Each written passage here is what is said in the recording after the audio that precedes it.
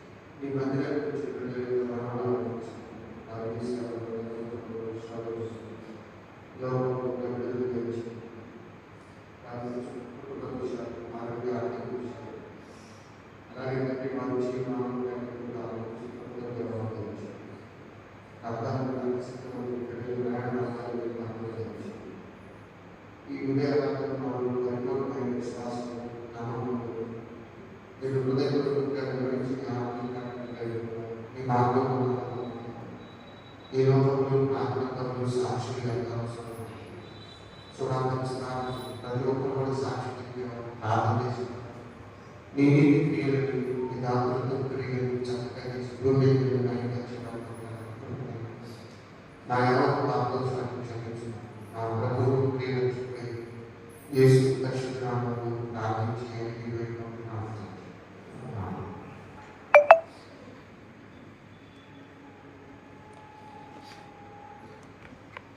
ఆంధ్ర క్రైస్తవ కీర్తనల నుండి 112వ కీర్తన, ఈ రివైల్ ఫామ్లో 39వ కీర్తన, రక్షకుడు దయించినాడట అనే కీర్తన. రక్షకుడు దయించినాడట మన కొరకు పరమా, రక్షకుడు దయించినాడట, రక్షకుడు దయించినాడు రారే కొల్ల పోయులారా తక్షణమున పోయి మన నిరీక్షణ పదముందురాము. రక్షకుడు దయించినాడట మన కొరకు పరమా, రక్షకుడు దయించినాడట. దావీదు వంశమందు ధన్యుడు జన్మించినాడు. దావీదు వంశమందు ధన్యుడు జన్మించినాడు. దేవుడను యెహోవా దిక్కు చేసి చూచినాడు. రక్షకుడు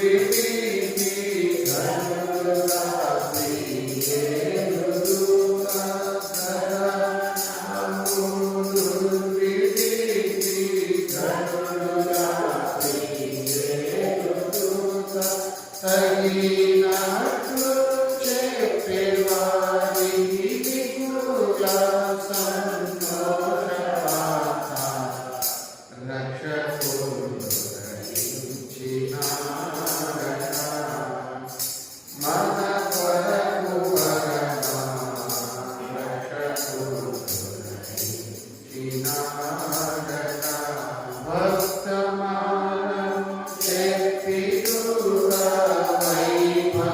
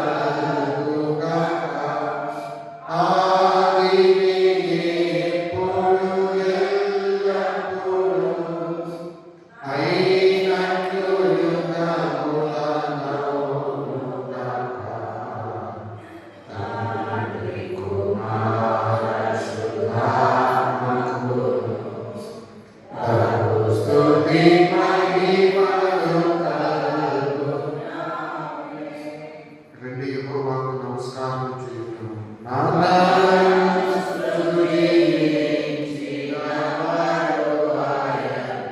దయచేసి అందరూ కూర్చోనండి. నేను దినధ్యానం కొరకు ఏర్పాటు చేయబడిన పరిశుద్ధ గ్రంథంలో లేఖన భాగం చదువుకున్నాను. యెషయా గ్రంథం 9వ సారి ఉత్తర ప్రత్యుత్తర రీతిగా 8వ కీర్తన ఉత్తర ప్రత్యుత్తర రీతిగా చదువుతున్నాం.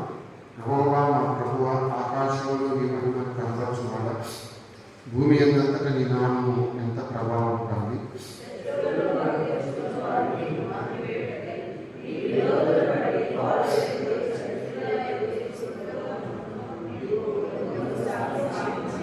నీ చేతి పని నీ ఆకాశంలో నీవు కలుగు చేసిన చంద్ర నక్షత్రంలో నేను చూడగా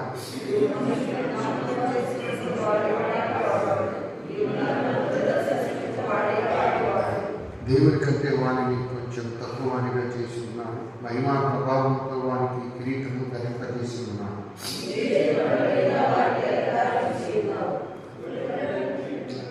గొర్రెలన్నిటినీ, ఎడ్లన్నిటినీ, అడవి మృగములను, ఆకాశ పక్షులను, సముద్ర మత్స్యములను,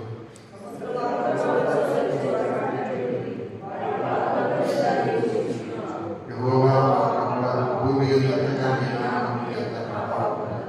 తండ్రికి కుమారునికి పరిశుద్ధాత్మకు ఆదియందు ఇప్పుడు ఎల్లప్పుడూ యుగయుగములందు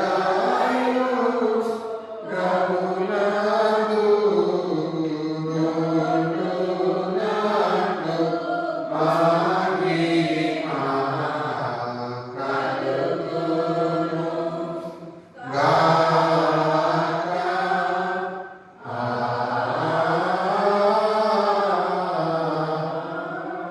దయచేసి అందరూ కూర్చోండి. నేటి దిన ధ్యానం భాగాన్ని చదువుకుందాం.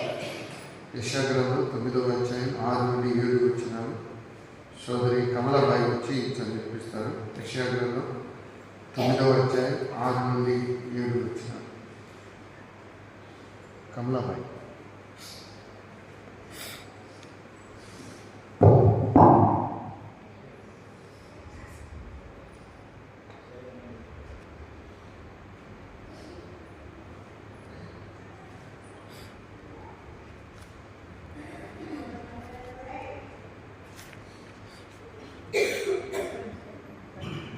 రెఫరెన్స్ మీకు చూసుకో.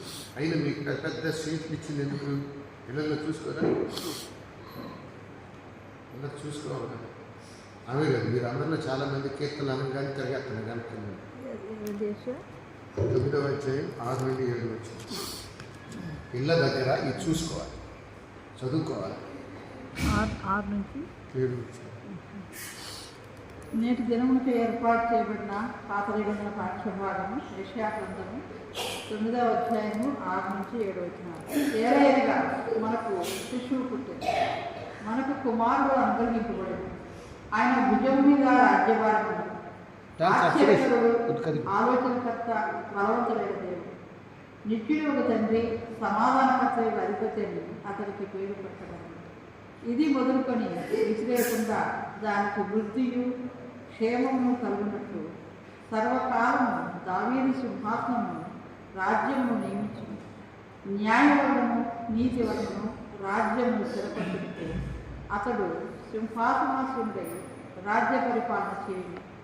సైన్యములకు అధిపతికి యెహోవా ఆసక్తి కలిగి దీనిని నెరవేర్చు. దేవుడు తన పరిశుద్ధ వాక్యాన్ని చదివిన సోదరి కమలాబాయి గారికి వందనాలు. ఈరోజు మనకి దైవవర్తమానం అందించేవారు మన సంఘ పెద్దలు సుందరరాజు గారు. వారిని వాక్య పరిచర్యకు ప్రేమతో ఆహ్వానిస్తున్నాం. వారి వాక్యం అందించక ముందు ఆంధ్ర క్రైస్తవ కీర్తనలో 121వ కీర్తన, గబైపాములో 277వ కీర్తన, శ్రీ యేసుడు జన్మించే రేయులు అనే కీర్తన అనంతరం సుందరరాజు గారు దైవవర్తమానం అందిస్తారు. శ్రీ యేసుడు జన్మించే రేయులు, శ్రీ యేసుడు జన్మించే రేయులు, నేడు పాయాక బెత్లెహేము యూరియా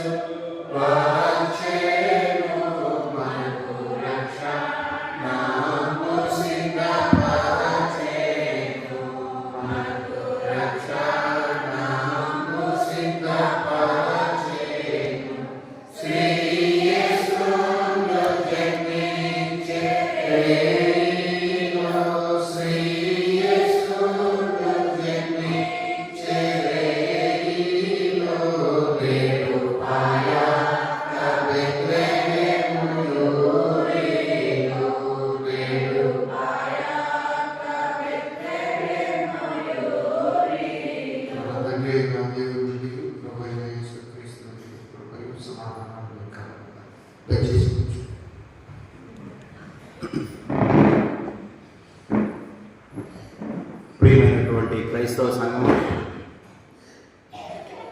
మరొక దినం మరి అడ్వెంట్ ధ్యానాల్లో మనం పాల్గొనడానికి దేవుడు అనుగ్రహించినటువంటి ఈ అద్భుతమైనటువంటి సమయం కొరకు, ఈ గొప్ప సమయం కొరకు దేవునికి ముందుగా కృతజ్ఞతాస్తుతులు చెల్లిస్తూ ఉన్నాను. మరి అవకాశం ఇచ్చిన పాస్టర్ గారికి కూడా వందనాలు తెలియజేస్తా ఉన్నాను. అలాగే ఆసక్తిగా చేసినటువంటి మీకందరికి కూడా ప్రభువు నామం పేరిట వందనాలు తెలియజేస్తా ఉన్నాను. మరి అడ్వెంట్ ధ్యాన మాలిక మన చేతుల్లో ఉంది.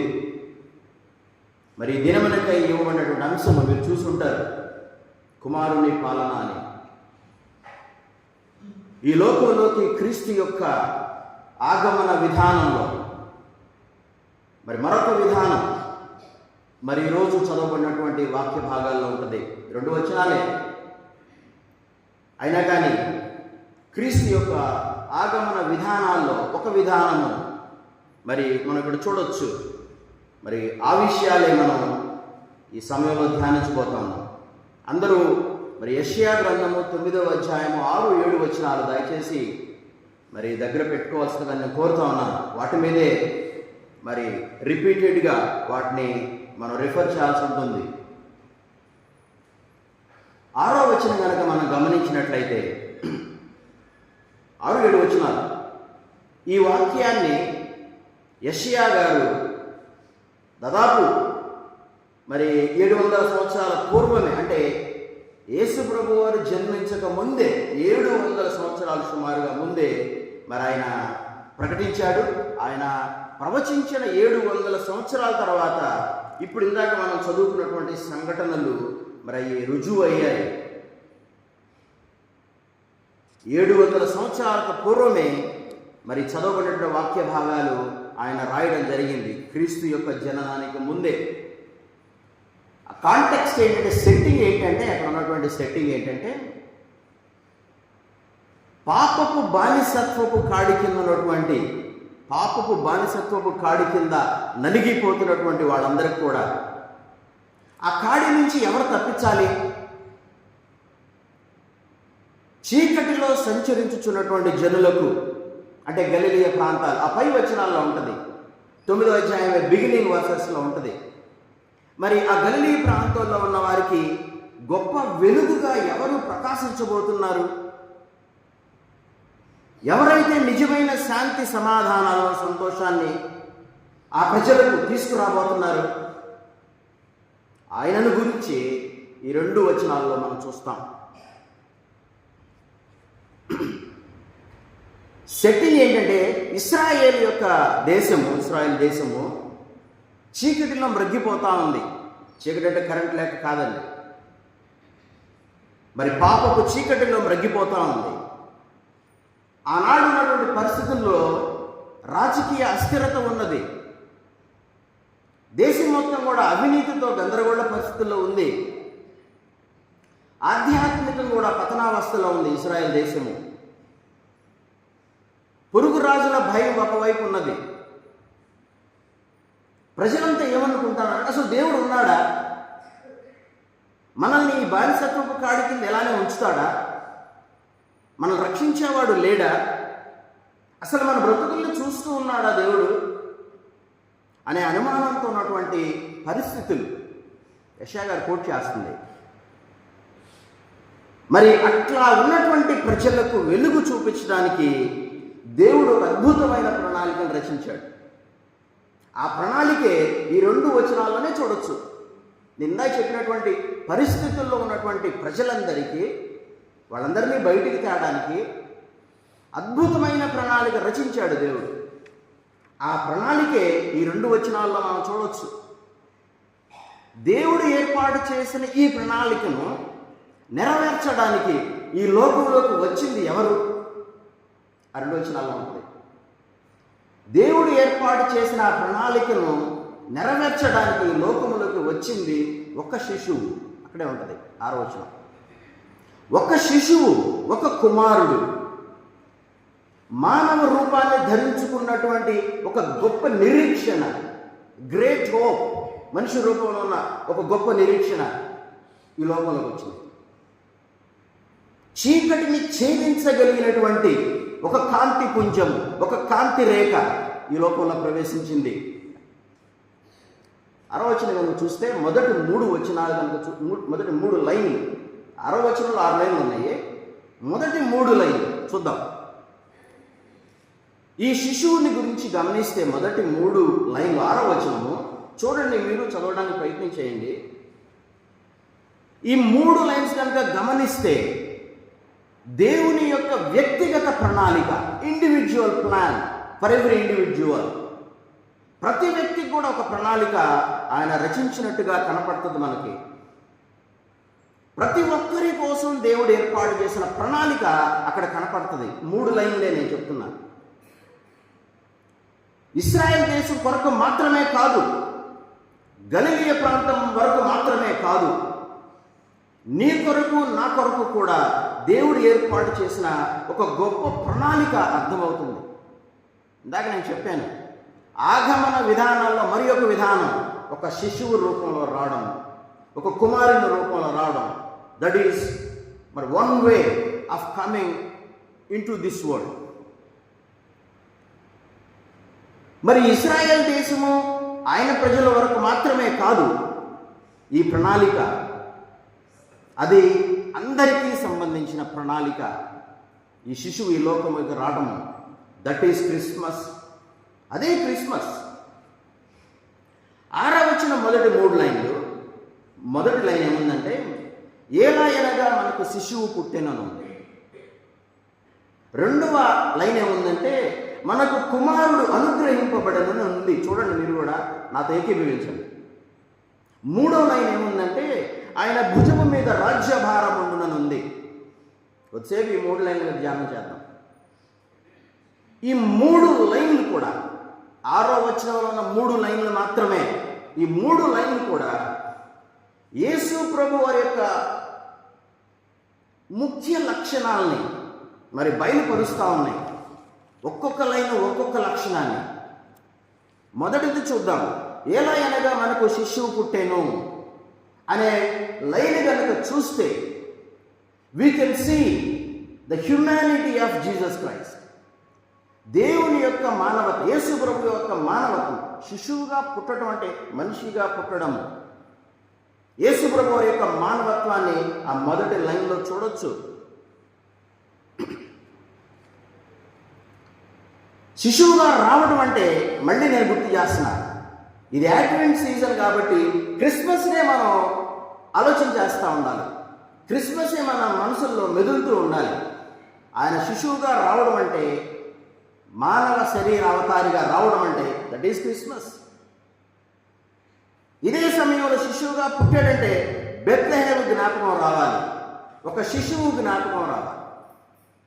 పెద్ద ఆయన యేసుక్రీస్తు కాదు, శిశువు జ్ఞాపకం రావాలి. ఇలా మరి మానవ లక్షణాలతో శిశువుగా వచ్చాడు. ఈ మొదటి లైను యేసు ప్రభువు యొక్క హ్యుమానిటీని, ఆయన యొక్క మానవత్వాన్ని, హ్యూమన్ నేచర్ని మరి ప్రస్ఫుటిస్తుంది. మనకు తెలుసు పెద్ద అయిన తర్వాత మనుషులకి ఏ అయితే మరి ఫీలింగ్స్ ఉంటాయో, ఇమోషన్స్ ఉంటాయో, అవన్నీ కూడా యేసు ప్రభు వారిలో మనం చూస్తాం. ఆయా సందర్భాలు నేను చెప్పను, కానీ ఆయన పొందినటువంటి ఇమోషన్స్ కొన్ని గుర్తు చేస్తారు. అంటే మనిషి అనడానికి రుజువులుగా చాలా సందర్భాల్లో మనం చూస్తాం. అలిసిపోయినట్టుగా కనపడతాడు యేసు ప్రభు వారు, చాలా టైర్డ్గా ఉంటాడు, ఫెటీగ్డ్గా ఉంటాడు. చాలాసార్లు ఆకలి ఉన్న సందర్భాలు మనం చూస్తాం. అంజూరపు చెట్టు స్టోరీ మనకు తెలుసు. నిద్రపోయాడు, బోటు మీద ప్రయాణం చేసేటప్పుడు మరి తలగడ పెట్టుకుని నిద్రపోయాడు. అలాగే మరి లాజరు చనిపోయినప్పుడు ఏడ్చాడు. అలాగే మానవుడు, హ్యూమన్స్ ఆర్ మార్టల్స్, మనుషులు అనేవారు చనిపోతారు. అలాగే మనిషిగా యేసు ప్రభువు వారు కూడా మరణించాడు. ఇప్పుడు నేను ఇమోషన్స్ కానీ ఈ క్వాలిటీస్ ఎందుకు చెప్పానంటే, ఈ క్వాలిటీస్ అన్ని మనిషికి సంబంధించిన క్వాలిటీస్. యేసు ప్రభువు వారు మరి ఈ లోకంలోకి మనిషిగా వచ్చాడు. ఈ మొదటి లైను, ఈ లక్షణాలన్నీ ఆయనకు ఉన్నాయి కాబట్టి ఆయన యొక్క మానవత్వాన్ని మనందరికీ తెలియజేస్తున్నాం. రెండవ లైన్ కనుక చూస్తే, మనకు కుమారుడు అనుగ్రహింపబడేది మనం తెలుసుకోవాలి. కుమారుడు అనుగ్రహింపబడ్డాడు. He was given to us. మనకి దేవుడు మనకు అనుగ్రహించాడు, ఒక బహుమానంగా అనుగ్రహించాడు. బహుమానం కూడా మనం ఈ క్రిస్మస్ సీజన్లో అదే జ్ఞాపకం పెట్టుకోవాలి. అంటే నేను అనుకుంటున్నా, the biggest gift to human kind, to man kind, Jesus Christ. మంచి గిఫ్ట్ అది. మరి కుమారుడిగా మనకు అనుగ్రహించాడు. కుమారుడిగా మనకు అనుగ్రహించాడు అంటే అర్థం ఏంటి? ఎవరి కుమారుడు ఆయన? ఎక్కడున్నాడు? ఎక్కడి నుంచి ఆయన తీసుకొచ్చి మనకు అనుగ్రహించాడు? ఈ లైను యేసు ప్రభువారి యొక్క డివినిటీని, దైవత్వాన్ని తెలిపేటువంటి వాక్యం అది. ఆ లైన్ అది. ఎలా చెప్పొచ్చు అంటే, యేసు ప్రభువారు ఆల్రెడీ దేవుడుగా ఉన్న వ్యక్తి. దేవుడు, తండ్రి అయిన దేవుని యొద్ద ఉన్నవాడు ఆయన. ఆయన్ని ఈ లోకానికి పంపించాడు, మనకు అనుగ్రహించాడు. ఒక కుమారుడు రూపంలో దేవుని యొక్క కుమారుణ్ణి మనకు అనుగ్రహించాడు, పంపించాడు, ఇచ్చాడు. లేకపోతే ఆయన డివినిటీ మనకు అర్థం అవుతుంది. దేవుడు అనుగ్రహించాడు, తండ్రి యొద్ద నుంచి పంపబడ్డాడు ఈ లోకంలోకి. మనందరికీ తెలిసిన విషయాలు అవన్నీ ఆయన నేను గుర్తు చేస్తున్నాను. యేసు ప్రభు వారిని ఈ లోకానికి, తన కుమారుని ఒక రక్షకుడుగా అనుగ్రహించాడు. రక్షించగలిగింది దేవుడు మాత్రమే. Human beings can't save you. దేవుడు మాత్రమే నేను సేవ్ చేయగలడు. ఈ క్వాలిటీ యేసు ప్రభు వారికి మాత్రమే ఉంది. అందుకే ఈ లైను దేవుని యొక్క, యేసు ప్రభు యొక్క డివినిటీని, దైవత్వాన్ని మనకి తెలియజేస్తుంది. అంతేకాదు, మనందరం చదువుకుంటున్నాం, second person in the trinity. త్రిత్వంలో రెండో వాడు కుమారుడు. తండ్రి, కుమారుడు, పరిశుద్ధాత్మ. కుమారుడిని మనకు అనుగ్రహించాడు. ట్రినిటీలో సెకండ్ పర్సన్ ఈజ్ గాడ్. ఈ లైన్ ఒక్కటి ఆయన యొక్క డివినిటీని, ఆయన యొక్క దైవత్వాన్ని చక్కగా చెప్తుంది. ఎంతో మహిమా ప్రభావాలు కలిగినటువంటి తండ్రి యొక్క ఆధీనంలో నుంచి, ఆ ప్రదేశం నుంచి ఈ లోకానికి వచ్చాడు ఆయన. అందుకే మనకి మొదటి ధ్యానంలో అనుకుంటా, యోహాను సువార్త 3:16, దేవుడు లోకమును ఎంతో ప్రేమించాడు కాగా ఆయన తన అద్వితీయ కుమారునిగా పుట్టిన వాని యందు విశ్వాసముంచు ప్రతివాడును నశింపక నిత్య జీవము పొందినట్లు ఆయన అనుగ్రహించాడు. ఆయన కుమారుడు కాబట్టి రెండవ లైన్ మనకు కుమారుడు అనుగ్రహింపబడింది. He was given to us. దైవత్వం కనపడుతుంది అక్కడ. ఈ రెండు లైన్లోనే ఇంకొక మాట మీ దృష్టికి తీసుకొస్తా. ఏలయనగా మనకు శిశువు పుట్టెను, మనకు కుమారుడు అనుగ్రహింపబడెను. ఒకసారి మీరు కూడా చూడండి ఆ రెండు లైన్లు ఒకసారి.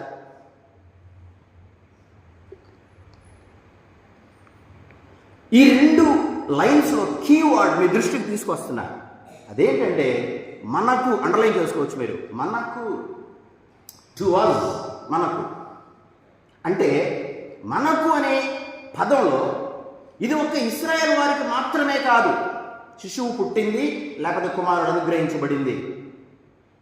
But every one of us, అందరికీ, సమస్త మానవాళికి, ప్రతి ఒక్కరి కొరకు ఆయన అనుగ్రహించబడ్డాడు. నా కొరకు అనుగ్రహించబడ్డాడు, ఇక్కడ కూర్చున్న ప్రతి ఒక్కరి కొరకు ఆయన అనుగ్రహించబడ్డాడు.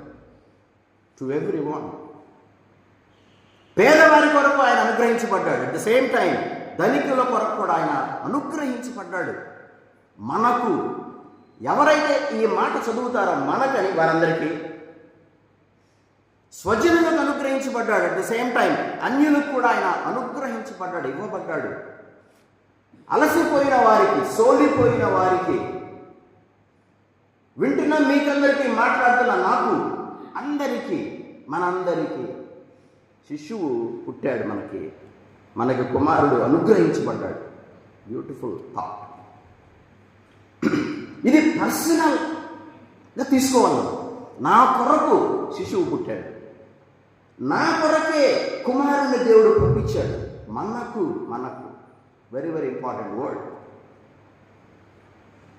రెండు లైన్, మూడో లైన్ వస్తున్నాను. ఆయన భుజముల మీద రాజ్యభారం ఉండును.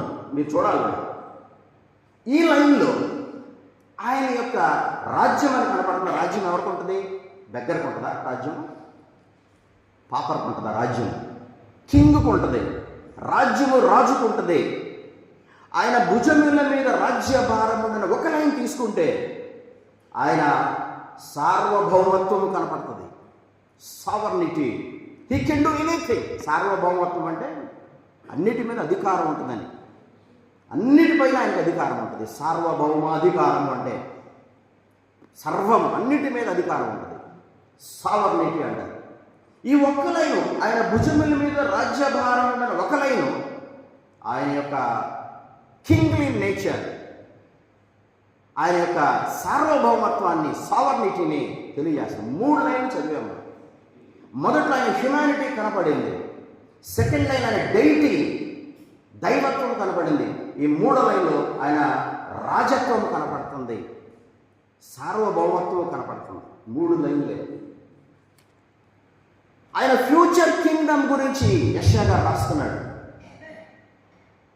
వాస్తవానికి మనకు తెలుసు, యేసు ప్రభువు అసలు ఈ లోకంలో రాకముందు అసలు ఈ భూమినంతా సృష్టించింది ఆయనే.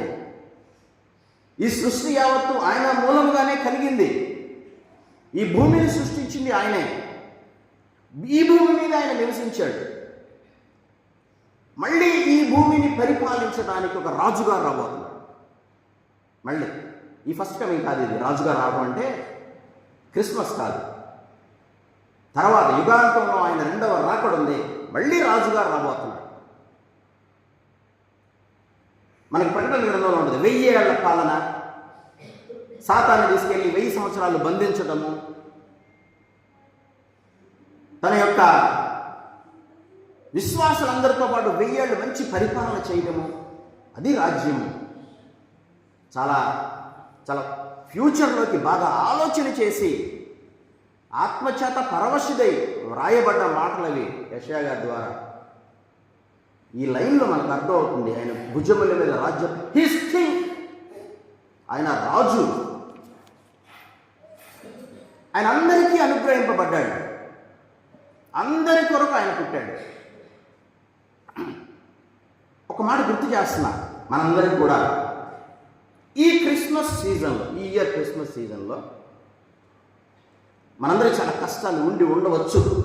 అందరికి కాదు, కొంతమందికి ఉండొచ్చు.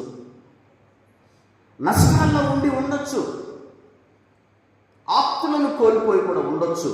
భార్యను కోల్పోయి ఉండొచ్చు, భర్తను కోల్పోయి ఉండొచ్చు, కుమారుని కుమార్తెను కోల్పోయిన సందర్భాలు మన సంఘంలో ఉన్నాయి. అయితే ఆదరణ కొరకు ఎదురు చూస్తూ ఉండొచ్చు. అటువంటి పరిస్థితుల్లో ఉన్న వాళ్ళందరూ కూడా వేదనల్లో రోదనలో ఉండి ఉండొచ్చు. వాళ్ళందరి కొరకు ఈ శిశువు పుట్టాడు, వారందరి కొరకు ఈ కుమారుడు వచ్చాడు. వీరందరినీ ఆదరించడానికి దేవుడే వచ్చాడు దిగి. That is good news. ఈ లోకంలో చాలా ఉంటాయి, మనకి సమస్యలు ఉంటాయి, చాలా కష్టాలు ఉంటాయి, వేదన బాధలు చాలా ఉంటాయి. మనం యాజ్ క్రిస్టియన్స్ మనం గుర్తుపెట్టుకోవాల్సింది, ఇటువంటి లోకంలో చీకటిలో లేకపోతే ఇబ్బందుల్లో వేదనలో ఉన్నటువంటి మన హృదయాల్ని ఆదరించడానికి శిశువు పుట్టాడు. దేవుడు తన కుమారుని అనుగ్రహించాడు. శిశువు వచ్చాడు, చూడండి, దైవ కుమారుడే వచ్చాడు. ఇంత బ్యూటిఫుల్ థాట్, దేవుడి యొక్క ప్రణాళిక చూడండి. ఈ 3వ లైన్ మనకు ఒకసారి, ఆయన భుజం మీద రాజ్యభారం ఉండదు. మనం ఇందాక అనుకున్నట్టు మరి ఆయన సావర్నైటీని చూపిస్తుంది, రాజు. ఈ రాజ్యంలో ఏముంటుందంటే దుఃఖము విచార భయం ఉండవు, ఫుల్ ఆఫ్ హోప్, అంత నిరీక్షణ, జాయ్ ఆయన రాజ్యంలో. మరి ఈ రాజ్యంలో ఈ భూమి మీద మనకి ఎంతమంది సంతోషంగా ఉంటాము? ఎంతమంది free from diseases, free from ailments? లేవు. ప్రతి ఒక్కడికి ఏదో సమస్య. బట్ ఆయన రాజ్యంలో దట్స్ ఫుల్ ఆఫ్ హోప్.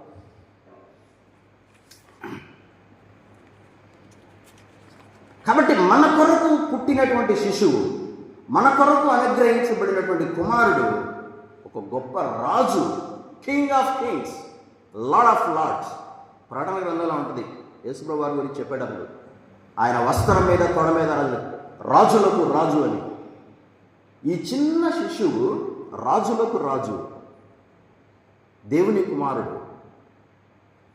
మరి దూతా పాట పాడతాం మనం ఈ క్రిస్మస్. దాంట్లో కూడా ఉంటుంది, ఒక నీతి సూర్యుడిగా వచ్చాడు, చీకట్లో ఉన్న వాళ్ళకి వెలుగివ్వడానికి ఒక నీతి సూర్యుడిగా వస్తాడు. వచనంలో ఉంటుంది, దేవపుత్రుడిగా వచ్చాడు, దేవకుమారుడిగా వచ్చాడని ఉంటుంది. ఆయన రాక వల్ల ఏం జరిగిందో కూడా ఉంటుంది. లోకంలోకి సౌఖ్యం వచ్చింది ఆయన రావడం వల్ల, సుఖం వచ్చింది ఆయన లోకంలో రావడం వల్ల. భూనివాసులుగా ఉన్న మనందరికీ మృత్యు భీతి పోయింది. ఆయన నమ్ముకున్న వారందరికీ, మనందరం ఆయన నమ్ముకుంటున్నాం. ఆయన నమ్ముకున్న మనం ఉన్నామే, ఆత్మశుద్ధి కలుగుద్ది. ఆత్మశుద్ధి కలిగితే ఆ ఆనందం వేరు, ఆ ఎన్లైటన్మెంట్ వేరు. ఆత్మశుద్ధి బయటికి నవ్వుకోవడం కాదు, ఆత్మకి సంతోషం. ఆత్మకి సంతోషం ఎలా కలుగుద్ది? దేవుడి విషయాల ద్వారా మాత్రమే కలుగుద్ది, వాక్యం ద్వారా మాత్రమే కలుగుద్ది ఆత్మకి సంతోషం. బయట మనం సంతోషంగా ఉండొచ్చు, ఇప్పుడు 2-3 కేక్స్ దొరుకుతాయి, 4-5 టీ తాగుతాము, ఆ సంతోషం వేరు. That's not Joy, that's not happiness. ఆత్మకి సంతోషం ఎలా వస్తుంది? దేవుని సన్నిధిలో ఉన్నప్పుడు, దేవుని పాటలు పాడేటప్పుడు, దేవుని వాక్యం చదివేటప్పుడు, వినేటప్పుడు, ధ్యానం చేసేటప్పుడు నీ హృదయంలో వస్తుంది సంతోషం.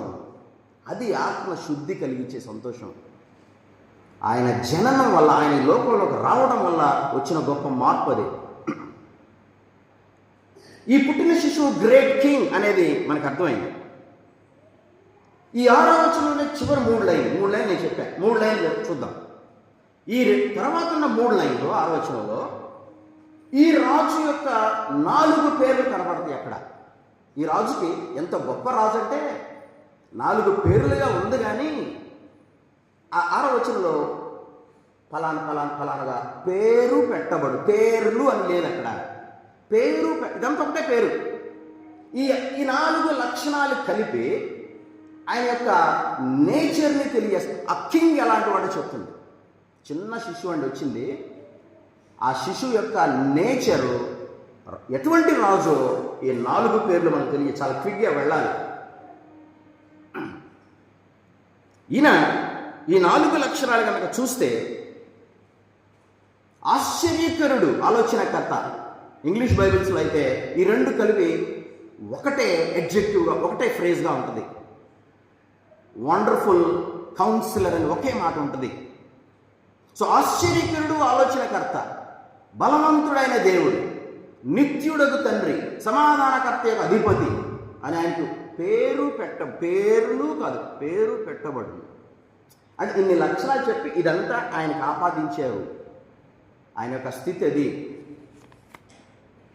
మొదటిది ఆశ్చర్యకరుడు, ఆలోచనకర్త. చాలా క్విక్గా నేను అంటాను, మీరు గ్రాస్ చేసుకోవడానికి ట్రై చేయండి. ఆశ్చర్యకరుడు, వండర్ఫుల్ కౌన్సిలర్. ఎంత ఆశ్చర్యకరుడు అంటే ఈయన పుట్టినటువంటి శిశువు యేసు ప్రభు వారు తన స్వభావంలో 2 స్థితులు కలిగి ఉన్నాడు. భలే ఆశ్చర్యం. అరే పూర్తి మానవుడు, పూర్తి దేవుడు. మనకు అర్థం కాని కాన్సెప్ట్ అది. ఆయన పూర్తి 100% గాడ్, 100% మ్యాన్. ఆయన నేచర్ అర్థమవుతాం మనకు అర్థం అవ్వదు. అందుకైనా ఆశ్చర్యకరుడు. కన్యకు జన్మించాడు. చాలా విచిత్రం కదా, కాంట్రరీ టు ద ట్రూత్. ఒక కన్యకి జన్మించాడు, ఆశ్చర్యకరుడు. ఆయన పాపుల కోసం మరణించాడు శిలువ మీద, ఆశ్చర్యకరుడు. మళ్ళీ తిరిగి లేచాడు సజీవంగా 3వ రోజు, అది ఇంకొక వండర్. లేవడమే కాదు, పరలోకంలోకి ఆరోహణమయ్యాడు, వెంట్ బ్యాక్ టు ఫాదర్. ఆశ్చర్యం. మరి ఇన్ని రకాలుగా యేసు ప్రభువు లేదా పుట్టిన ఈ శిశువు ఆశ్చర్యకరుడు, ఆలోచనకర్త. ఈయన మంచి కౌన్సిలర్, మంచి సలహాలు ఇవ్వగలిగిన దేవుడు, వండర్ఫుల్ కౌన్సిలర్. మనకి చాలా విషయాలు అర్థం కావు ఈ లోకంలో, కానీ దేవుడికి సంబంధించిన అంశాలు చాలా అర్థం అవ్వవు.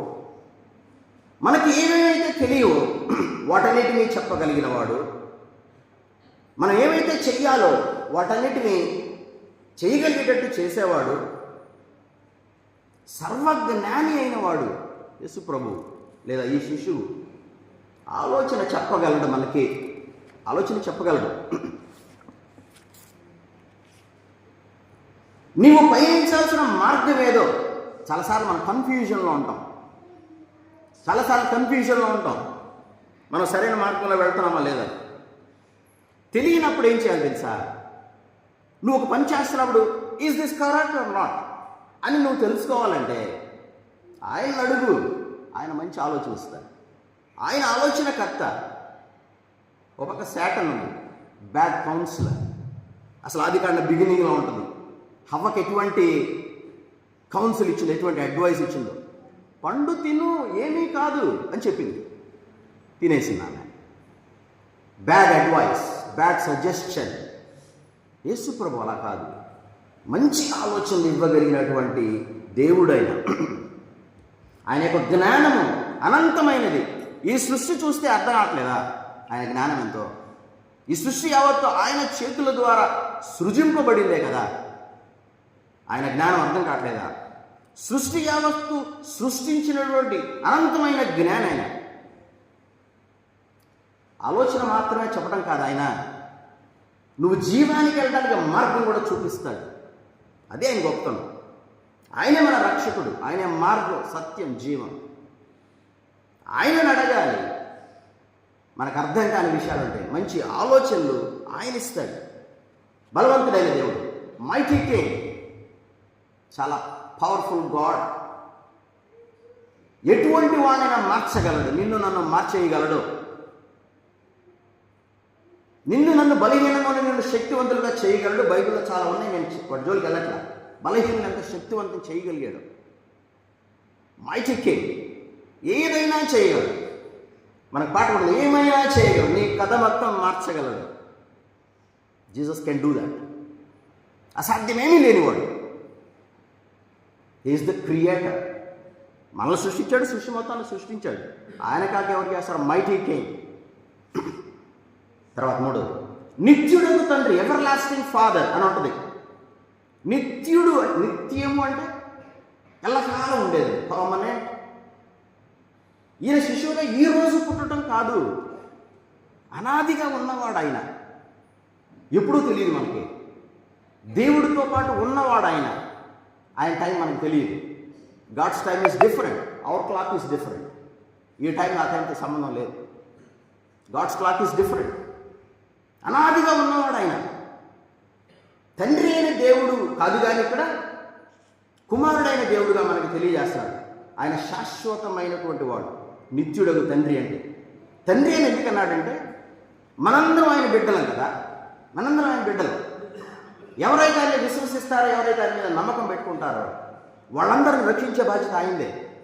ఒక తండ్రి ఎంత కేరింగ్గా ఉంటాడు, ఒక తండ్రి ఎంత ప్రేమిస్తాడో బిడ్డల్ని, ఒక తండ్రి బిడ్డల యొక్క నీడ్స్ని ఎలా ఫుల్ఫిల్ చేస్తాడో అవన్నీ చేయగలిగినటువంటి వాడు యేసు ప్రభు.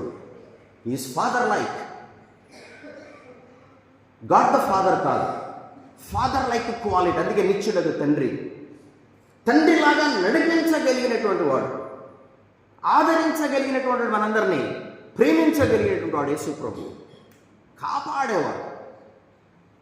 నా ప్రతి బాష్ప బిందువును ఒక తండ్రిలాగా తుడిచివేయగలిగినటువంటి వాడు జీసస్ క్రైస్ట్. అందుకే ఆయన నిత్యుడగు తండ్రి, సమాధానకర్త యొక్క అధిపతి, ప్రిన్స్ ఆఫ్ పీస్. మరి శాంతి సమాధానాలుకి నిలయమైన వాడు ఆయన. మనుషులకు దేవుడికి ఒక శాంతి దూతగా వచ్చినటువంటి వాడు జీసస్ క్రైస్ట్.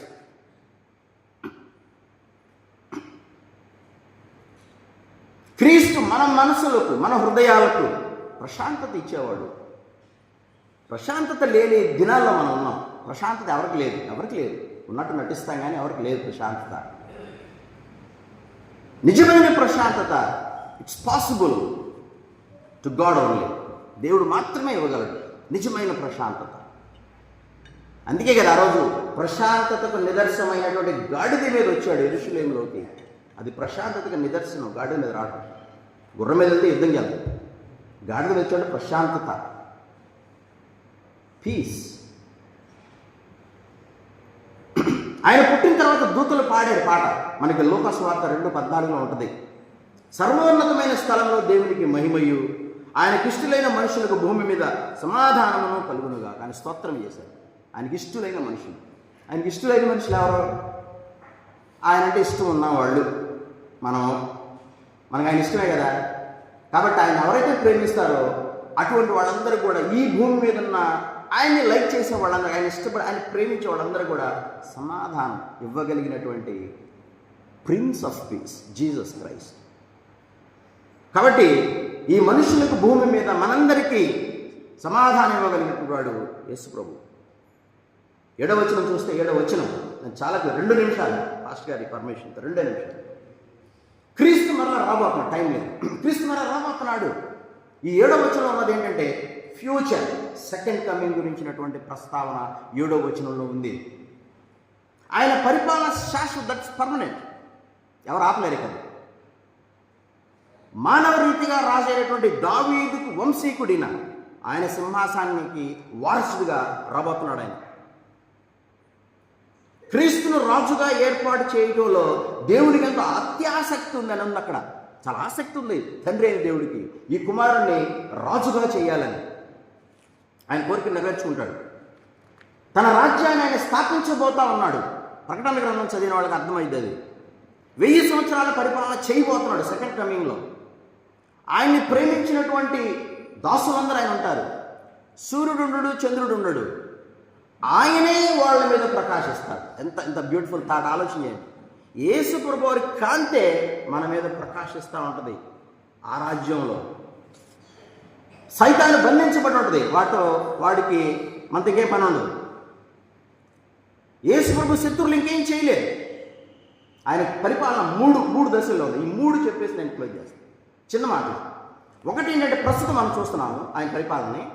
మన సంఘంలో ఉంది, ప్రపంచంలో ఉంది, మన హృదయాల్లో ఉంది. ఈ లోకం మొత్తం పాలిస్తున్నాడు ఆయన మన హృదయాల ద్వారా. అది ఒక పరిపాలన.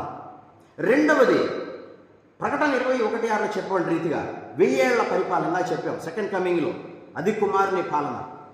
ఇశ్రాయేల్ని పరిపాలిస్తాడు. ప్రపంచ రాజ్యాలన్నింటి ఈ లోకంలోకి దిగి వచ్చి, భూమి మీదకి దిగి వచ్చి పరిపాలిస్తాడు. మూడవ పరిపాలన, క్రొత్త భూమి క్రొత్త ఆకాశాన్ని సృష్టించి, ఇవి నచ్చవేగా, క్రొత్త భూమి క్రొత్త ఆకాశాన్ని సృష్టిస్తాడు. అప్పుడు మరి పర్మనెంట్ పరిపాలన. మరి ఆ రాజ్యంలో మనం ఉంటామో లేదో, నేను ఉంటానో లేదో నాకు తెలియదు. ఆ రాజ్యంలో నాకు తెలియదు. ఏది ఏమైనా కానీ దేవుని బిడ్డలుగా ఉన్నటువంటి మనం పవిత్రంగా జీవించడానికి, ఆధ్యాత్మిక చింతన కలిగి జీవించగలగడానికి, మనస్ఫూర్తిగా దేవుణ్ణి సేవిస్తూ ప్రార్థిస్తూ ఆయన్ని ప్రేమిస్తూ, క్రీస్తు ప్రేమను పొందిన మనం ఇతరులకు కూడా ఆయన ప్రేమని పంచుతూ ఆయనకి వారసులుగా ఉండగలిగితే మరి ఖచ్చితంగా ఆ రాజ్యంలో మనకు కూడా చోటు ఉంటుంది, ఆయన రాజుగా ఉన్నటువంటి రాజ్యంలో. కాబట్టి ఆ విధంగా ఈ శిశువుగా వచ్చిన ఆయన, కుమారుడుగా అనుగ్రహించబడినటువంటి ఆయన మనం జ్ఞాపకం చేసుకొని ఈ క్రిస్మస్ కాలంలో మరి ఆయన రాబోయే రాజ్యంలో వారసులుగా మనం ఉండగలగటానికి పరిశుద్ధాత్మ దేవుడు మనకు సహాయం చేయలేదు. Thank you very much.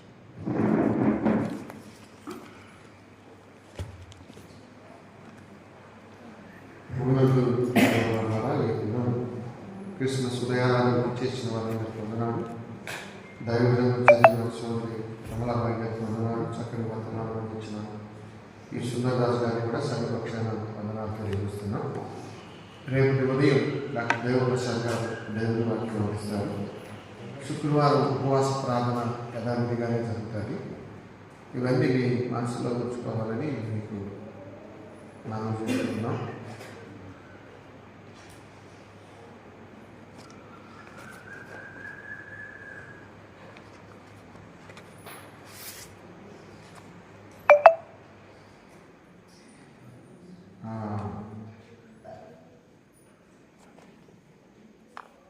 ఎక్కడిది? సెంట్ మ్యాచ్ లూథరన్ చర్చ్, శాంతినగర్. మీరు ఇన్విటేషన్ లెటర్ ఒకటి పంపించారు. కొమ్మాయి మతాని ఉన్నారు, శాంతినగర్. ఇది నోట్స్ బోర్డులో పెట్టారు Suresh. Bible quiz, easy writer, అలాగే ఈ బైబిల్ గేమ్లు, బైబిల్ క్విజ్ ఇవన్నీ పంపించారు. నాకు ఇప్పుడే అందింది.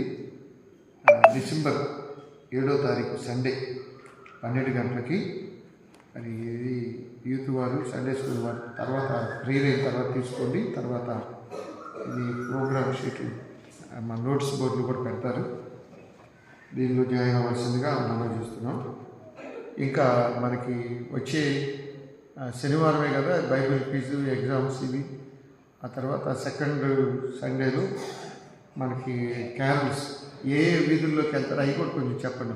ఏ రోజు ఏ వీధిలోకి వెళ్తారో అని చెప్తే వాళ్ళు ఏదో కొంచెం చక్కగా సిద్ధపడతారు. ఈరోజు సాయంత్రం 7 గంటలకి మనకి సంఘ పెద్దల మీటింగ్ ఉంది.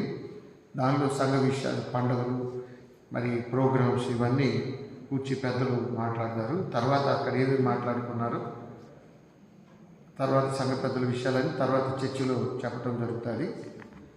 ఇవి స్థూలంగా. రేపు దినం డాక్టర్ దేవప్రసాద్ గారు వాక్యం చెబుతారు. వారి గురించి ప్రార్థన చేయండి. ఇంకొక ప్రకటన ఏంటంటే,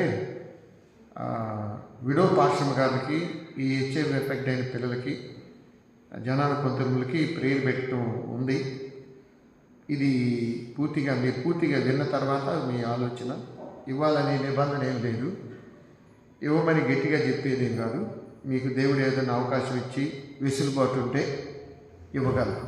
క్లియర్గా దేవుడు ఏమైనా మీకు అవకాశం ఇచ్చి వెసులుబాటు ఇచ్చి ప్రేరణ ఇస్తే ఇవ్వండి. ఇప్పుడు దాకా చాలామంది ఇచ్చారు కాబట్టి ఈ 3 సంవత్సరాలు ఏ కొరత లేకుండా జరిగింది. ఇచ్చిన వాళ్ళందరికీ నేను ప్రతిరోజు ప్రార్థన చేశాను. 365 రోజులు ఇచ్చిన వాళ్ళ గురించి ఏ రోజు మర్చిపోకుండా ప్రేయర్ చేశాను. మీరు ఇచ్చే డబ్బులు మాకు ఇద్దరు, సుందరరాజు గారు కానీ జయరావు గారు కానీ లాస్ట్ కొన్ని డబ్బులు మిగిలితే జయరావు గారి దగ్గరే పెట్టాం. అది ఆయన జాగ్రత్తగా ఉంచాడు. కాబట్టి ఆ ఇద్దరికి ఇస్తే మీరు ఇవ్వాలనుకున్నవాడు, ఇచ్చిన వాళ్ళకి ప్రత్యేక వందనాలు. ఇవ్వాలనుకునే అవకాశం ఉంటే ఇవ్వండి. తలలు వచ్చి ప్రార్థన చేసుకుందాం.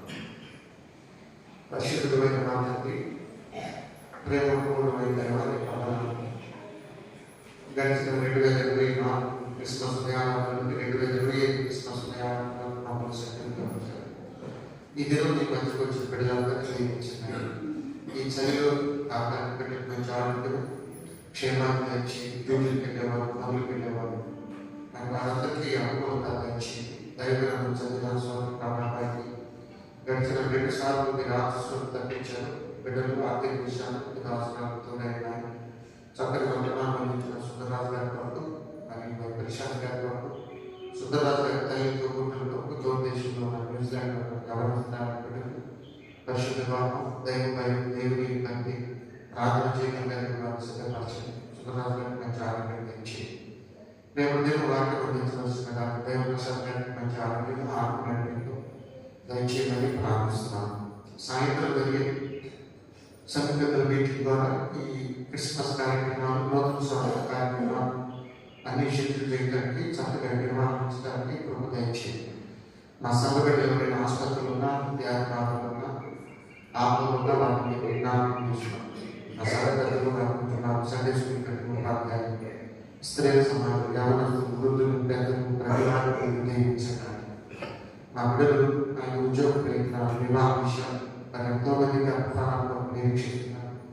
ఆర్థికంగా ఇబ్బందులు ఉన్న వాళ్ళు, ఒకరిపై ఉండలేని వారు, ఈ సీజన్లో వచ్చే వ్యాధులతో బాధపడిన వారందరికీ విడుదల ఇచ్చి రేపు ఉపవాస దినాన్ని బిడ్డలు ఆత్మీయంగా సిద్ధపరిచింది.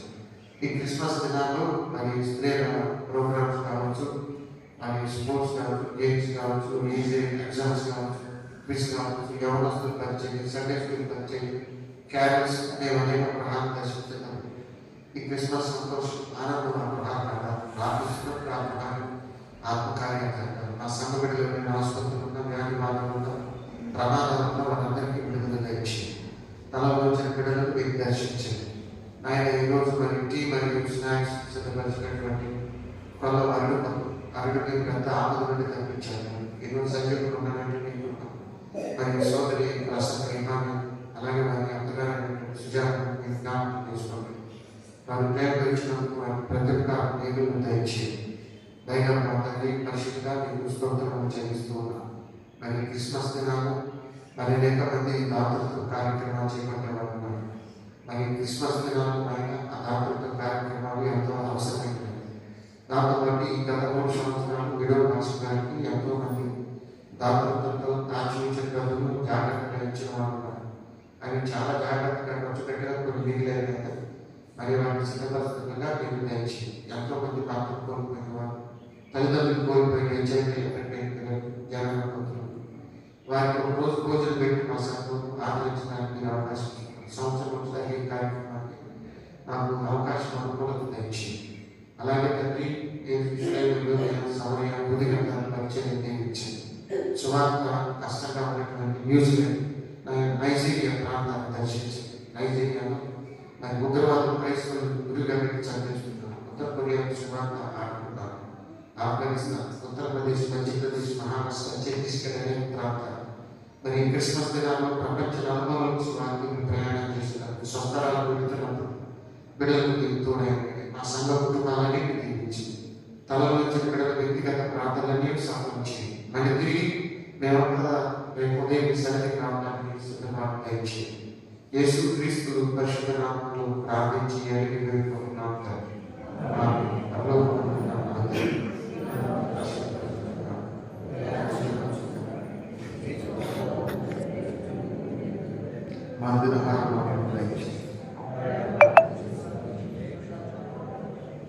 శోధలరిగా రాజ్యము, శక్తియు, మహిమయు నిరంతరము నీవయు తండ్రి. మన యేసు స్వామి కృప, తండ్రి అయిన దేవుని ప్రేమ, పరిశుద్ధాత్మని అన్యోన్య సహాయం, సమాధానం ఇప్పుడు ఎల్లప్పుడూ మనకు ఆయన ప్రేమించు వారికి తోడై ఉండుగా. యూదులకు రాజుగా పుట్టెను యూదుల తల్లి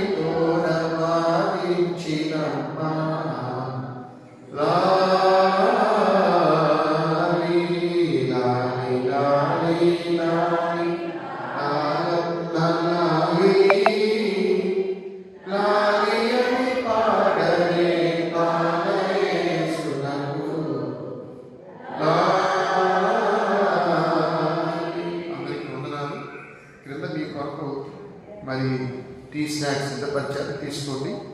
ఈ శాంతినగర్లో జరిగేటువంటి బైబిల్ క్విజ్లో 2 శామ్యూయల్ ఇవి కూడా ఉన్నాయి, చూడండి. ఇవన్నీ మీరు సురేష్ దీన్ని మన ప్రోగ్రామ్ షీట్లో పెడతాం, కుదిరితే ఇది వాట్సాప్లో కూడా పెట్టడానికి ప్రయత్నం చేద్దాం. రెండవది, రేపు శుక్రవారం యథావిధిగా ఉపవాస ప్రార్థన ప్రతిరోజు రావడానికి ప్రయత్నం చేయండి. వందనాలు.